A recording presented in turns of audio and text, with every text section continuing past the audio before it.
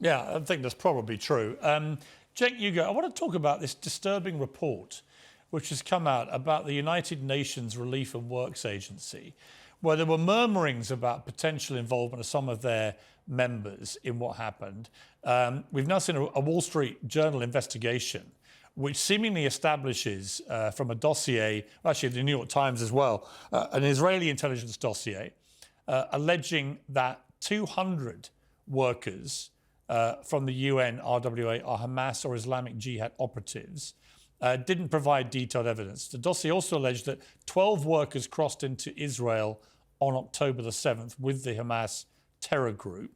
UNRWA has sacked 9 of those employees and says it's investigating. Another report by the Wall Street Journal, citing also Israeli intelligence dossier, alleges 1,200 of the UNRWA's 12,000 employees in Gaza have links to Hamas or Islamic Jihad. Now, I'm sure your first response will be, well, I'm not going to believe Israeli intelligence dossiers, but the fact that the UNRWA has already sacked 9 of these people suggests there's a clear problem there.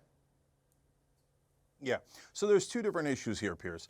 So first, you're right, I don't believe Israeli propaganda. They say, oh, trust us, there's hundreds of them. No, I don't trust you at all. The IDF and the Israeli government have an enormous track record of lying on almost every occasion related to this war. But okay, so you say there's 9 folks who've already been terminated, and that's fair, and that's definitely true. So obviously there must have been some evidence. Okay, great, fantastic. I want accountability. I don't want anybody involved in the October 7th attacks, and they've been fired. If you want to do a further investigation to see if anybody else was involved and you want to fire them, terrific, no problem. But that's not the real issue here. The real issue is the right-wing Israeli government hates this organization because they help Palestinians. There's now 500,000 Palestinians that are starving, and the only people that are helping them is basically this organization. And Israel thinks, now their right-wing government thinks, well, look, if we can eliminate the one organization that's helping Palestinians, they'll starve more. That way, when we bomb them, when we kill them, and we starve them, there'll be no one to help them. So that'll help us with our ethnic cleansing when we try to push them into Egypt, which several cabinet ministers, including their national security minister, have now said that is what they want to do, which is, of course, ethnic cleansing 101. So they're targeting this group to try to eliminate its funding, and it's working brilliantly. The Western powers don't actually want to help the Palestinians, so they're using this as an excuse to target the whole group. And one last thing that gives you a stark example of it. Let's say that there was 9 people or even a couple hundred people inside Israel who helped Hamas on October 7th. It's not impossible. There could be collaborators, right? So does that mean we should get rid of funding for all of Israel?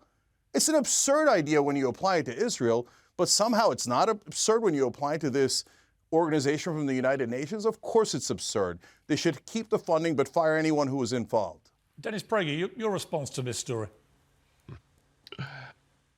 Well, first, let me just say, the idea that Israel wants to starve the Palestinians is vile.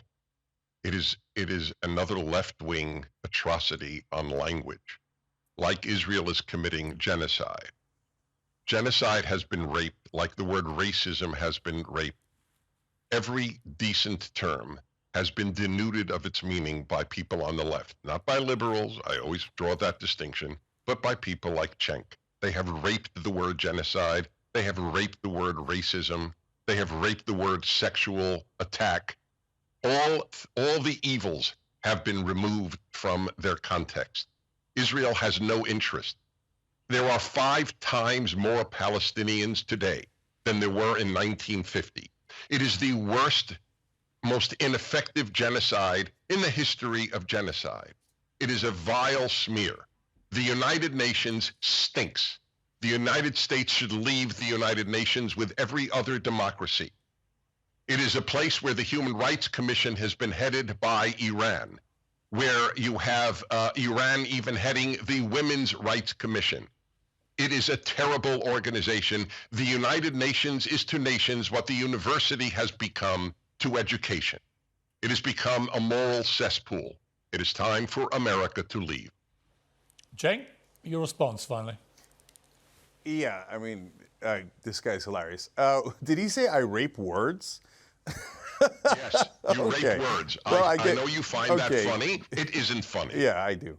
Yeah, I think, first of all, that what you've done then by your own definition is rape of the English language and rape of the word rape, let alone the fact that, of course, you say, oh, the left says racism. Anytime anybody criticizes Israel, what do you guys all say? Anti-Semitism. Have you raped that word? That's not true. That's a lie. We say it about those who want to destroy Israel, not criticize Israel. It is a complete lie. Okay, so let me address the United Nations. Sure. So look, the United Nations is all of the nations. And right-wingers like Dennis don't want us to work with all of the nations. They don't like peace. They don't like the world community. They say, we're the ones who are right. We're the good guys. And Netanyahu said this in the interview that you display. We're the good guys. They're the axis of evil. And what is the only answer for evil? War. So, and that's another thing that the United Nations is trying to prevent, war. And so the neoconservatives like Dennis Prager and others go, no. United Nations, people working together, we hate that. People that have different opinions than us, we hate that. People who are for peace, we hate that. The only answer is war. Of course they don't like the United Nations. So what are we supposed to do? Not have a United Nations? We're all just supposed to hate each other forever, never work together, don't even coordinate, don't even communicate? Just go to war forever and ever? This is insanity. And by the way, end the occupation. I'm the only candidate that wants to end not funding for Israel, not just for this war, but for the occupation, which is the core evil, to use the words of Dennis Prager.